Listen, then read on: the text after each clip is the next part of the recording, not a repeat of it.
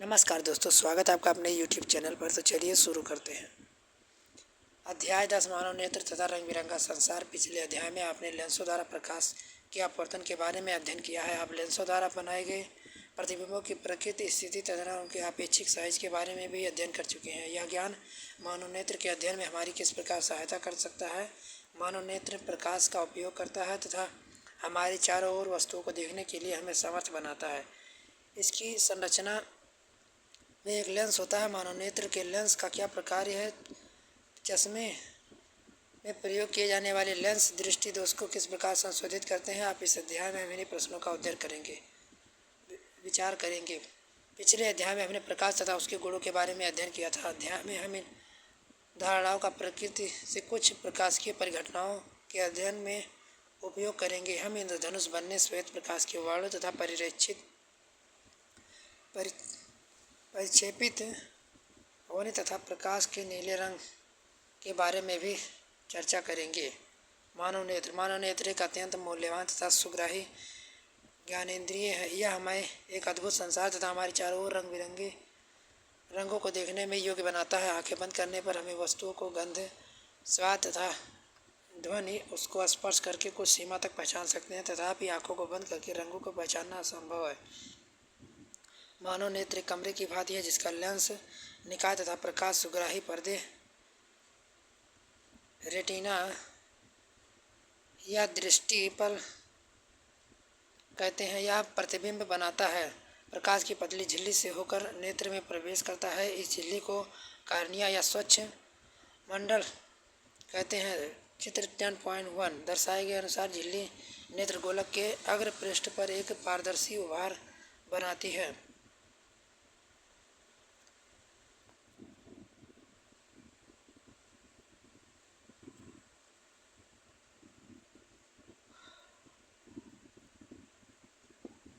समंजस क्षमता।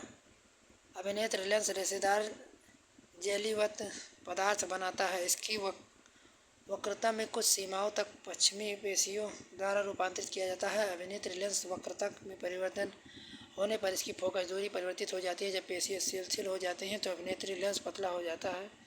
देखने के पश्चात देख पाने में समर्थ होता है। जब आप आँखें के निकट वस्तुओं को देखते हैं तब पश्चिमी पेशियां सिकुड़ जाती हैं। इससे अभिनेत्र लेंस की वक्रता बढ़ती है। अभिनेत्र लेंस अब मोटा हो जाता है तथा परिणाम स्वरूप अभिनेत्र लेंस की फोकस दूरी घट जाती है। इससे हम निकट रखी वस्तुओं को स्पष्ट देख सकते हैं। अभिनेत्र लेंस की वह क्षमता जिसके कारण वह अपनी फोकस दूरी को समायोजित कर लेता है समंजन कहलाती है। तथापि अभिनेत्र लेंस की फोकस दूरी एक निश्चित न्यूनतम सीमा से कम नहीं होती है। किसी छिपे हुए पृष्ठ के आंखों के अत्यंत निकट रखने पर उसे पढ़ने का प्रयास करें। आप अनुभव करेंगे कि प्रतिबिंब धुंधला या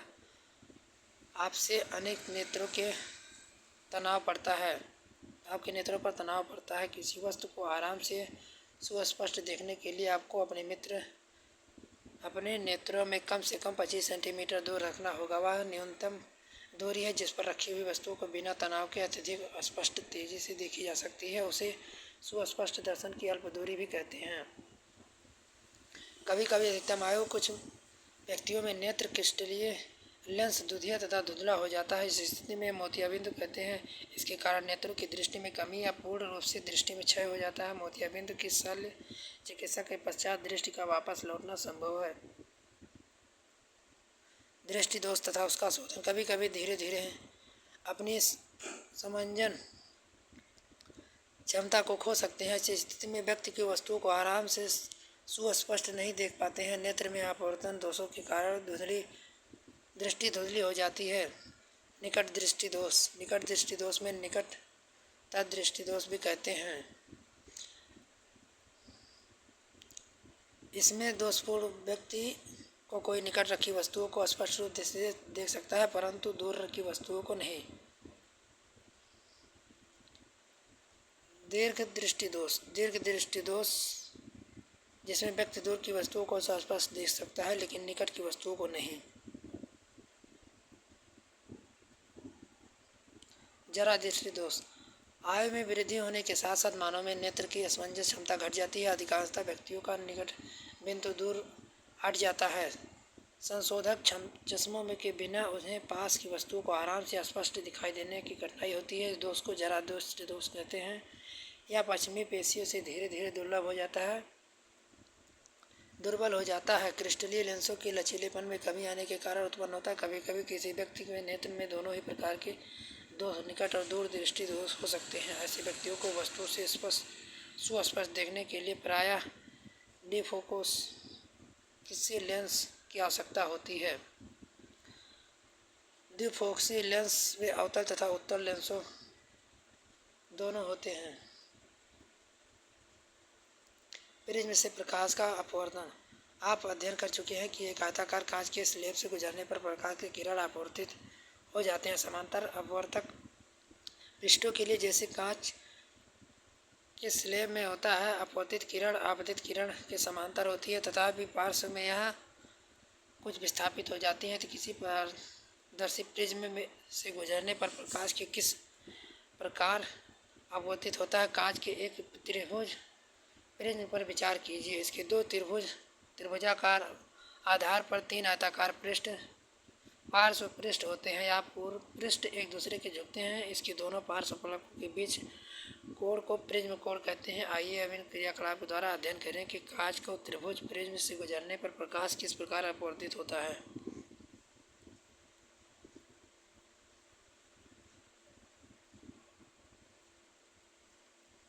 क्रियाकलाप 20.1 कांच के त्रिभुज प्रिज्म से प्रकाश का अपवर्तन। आपतन कोण तथा अपवर्तन कोण की तुलना कीजिए। क्या यह कांच के स्लैब में हुए झुकाव के समान है। प्रिज्म की विशेष आकृति के कारण निर्गत किरण आपतित किरण की दिशा में एक कोण बनाती है। इस कोण को विचलन कोण कहते हैं। इस स्थिति में कोण डी विचलन कोण है। कांच के प्रिज्म द्वारा श्वेत प्रकाश का विक्षेपण।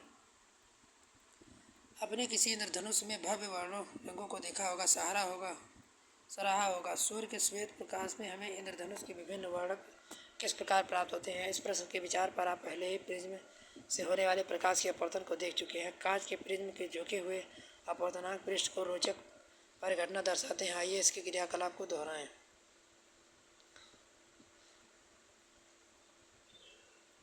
आपने देखा होगा श्वेत प्रकाश प्रिज्म द्वारा इसके 7 अवयवी वर्णों में विक्षेपित हो जाते हैं। हमें ये वर्ण क्यों प्राप्त होते हैं। किसी प्रिज्म से गुजरने के पश्चात प्रकाश के विभिन्न कण अपतित किरण के सापेक्ष अलग अलग कणों पर झुकती हैं। लाल प्रकाश सबसे कम झुकता है जबकि बैंगनी सबसे अधिक। इसलिए प्रत्येक वर्ण की किरणें अलग अलग पृथक अनुदिश निर्गत होती हैं। श्वेत प्रकाश में स्पेक्ट्रम का अनुयोधन।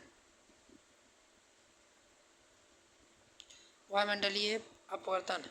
आपने संभवतः कभी कभी आग भट्टी या किसी ऊष्मीय विकिरण के ऊपर उठती गर्म वायु के विक्षुब्ध प्रवाह में धूल के कणों की आभासी नियमित स्थिर गति तथा झिलमिलाहट देखी होगी। आग तुरंत ऊपर की ओर अपने आप ऊपर की ओर की तुलना में सबसे अधिक गर्म हो जाता है। गर्म वायु अपने ऊपर ठंडी वायु की तुलना में हल्की हो जाती है। इसका अपवर्तनांक ठंडी वायु की अपेक्षा थोड़ा कम होती है क्योंकि अपवर्तनांक माध्यम की भौतिक अवस्थाएं स्थिर होती हैं। इसलिए गर्म वायु से होकर देखने पर वस्तु की आभासी स्थिति परिवर्तित होती रहती है। इस प्रकार अस्थिर में हमारे स्थानीय पर्यावरण में लघु स्तर पर वायुमंडलीय अपवर्तन की ही एक प्रभाव है। तारों का टिमटिमाना बृहद स्तर की एक ऐसी घटना है। आइए हम देखते हैं कि इसकी व्याख्या हम किस प्रकार कर सकते हैं।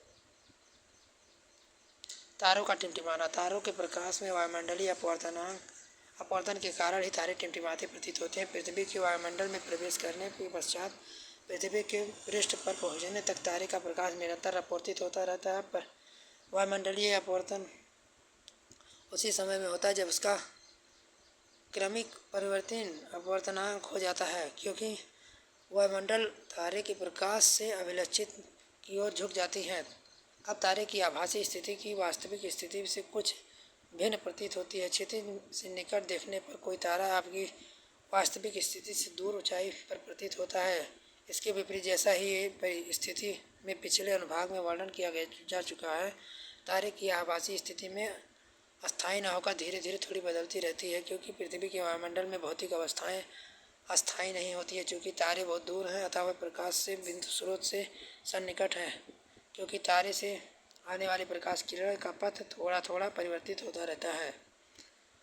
अतः तारे की आभासी स्थिति विचलित होती रहती है तथा आंखों में प्रवेश करने वाले तारों की प्रकाश की मात्रा झिलमिलाती रहती है, जिसके कारण कोई तारा कभी चिमचिमाता प्रतीत होता है तो कभी धुंधला, कभी टिमटिमाहट का प्रभाव।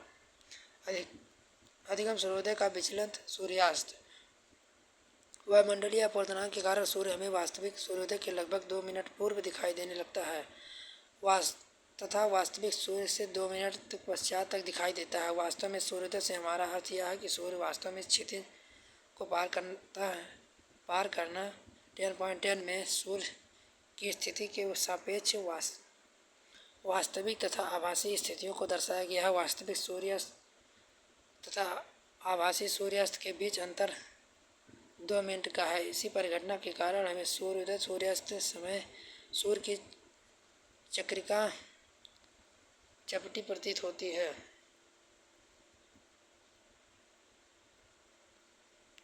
प्रकाश का प्रकीर्णन। प्रकाश हमारे चारों ओर पर वस्तुओं के बीच अन्योन्य क्रिया के कारण हमें प्रकृति में अनेक आश्चर्यचकित प्रक्रियाओं को देखने को मिलती है। आकाश का नीला रंग, गहरे गहरे समुद्र, सूर्योदय सूर्यास्त समय सूर्य का रक्तताप दिखाई देना कुछ ऐसी अद्भुत परिघटना जिनसे हम परिचित हैं। पिछली कक्षा में आपने कोलाइडी तथा कणों द्वारा प्रकाश के प्रकीर्णन के विषय में अध्ययन किया है। किसी वास्तविक विलयन से गुजरने पर प्रकाश के किरण पुंज का मार्ग हमें दिखाई नहीं देता है, तथापि किसी कोलाइडी विलयन से जहाँ कणों का साइज अपेक्षाकृत बड़ा हो जाता है, यह मार्ग दृश्य हो जाता है। टिंडल प्रभाव। पृथ्वी का वायुमंडल सूक्ष्म कणों एवं विषमांगी मिश्रण है। इस कणों में धुआं, जल की सूक्ष्म बूंदें, जल निलंबित कण, वायु अणु सम्मिलित होते हैं। जब कोई प्रकाश किरण पुंज ऐसे महीन कणों से टकराता है तो वह किरण पुंज मार्ग में दिखाई देने लगता है। इस कणों में विसरित प्रकाश परावर्तित होकर हमारे पास तक पहुंचती है। कोलाइडी कणों द्वारा प्रकाश के प्रकीर्णन की परिघटना टिंडल प्रभाव उत्पन्न करती है, जिसके विषय में अध्याय 9 में पढ़ चुके हैं। जब धुएं से भरे किसी कमरे में सूक्ष्म छिद्र से कोई पतला प्रकाश किरण पुंज प्रवेश करता है तो इस परिघटना को देख सकते हैं। स्वच्छ आकाश का रंग नीला क्यों होता है? वायुमंडल में वायु के अणु अन्य सूक्ष्म कणों का साइज दृश्य प्रकाश की तरंगदैर्घ्य के प्रकाश की अपेक्षा नीले वर्ण की ओर कम तरंगदैर्घ्य के प्रकाश के प्रकीर्णन करने के अधिक प्रभावशाली है। लाल वर्ण के प्रकाश की तरंगदैर्घ्य नीले रंग के अपेक्षा के लगभग 1.8 गुनी है। अतः जब सूर्य का प्रकाश वायुमंडल में गुजरता है तो वायु में सूक्ष्म कण लाल रंग की अपेक्षा नीले रंग को अधिक प्रबलता के प्रकीर्णन करती हैं। प्रकीर्णन हुआ नीला प्रकाश हमारे नेत्रों में प्रवेश करता है। यदि पृथ्वी पर वायुमंडल न हो तो कोई प्रकीर्णन न हो तो यह आकाश काला प्रतीत होता है। अत्यधिक ऊंचाई पर उड़ते हुए यात्रियों को आकाश काला प्रतीत होता है, क्योंकि इतनी ऊंचाई पर प्रकीर्णन सुस्पष्ट नहीं होता है। संभवतः हमें देखा होगा कि खतरे के संकेत का प्रकाश लाल रंग का होता है। क्या आप इसका कारण बताते हैं? लाल रंग कोहरे धुएं से सबसे कम प्रकीर्णन होता है, इसलिए यह दूर से देखने पर लाल रंग का दिखाई देता है। आपने क्या सीखा? अभ्यास।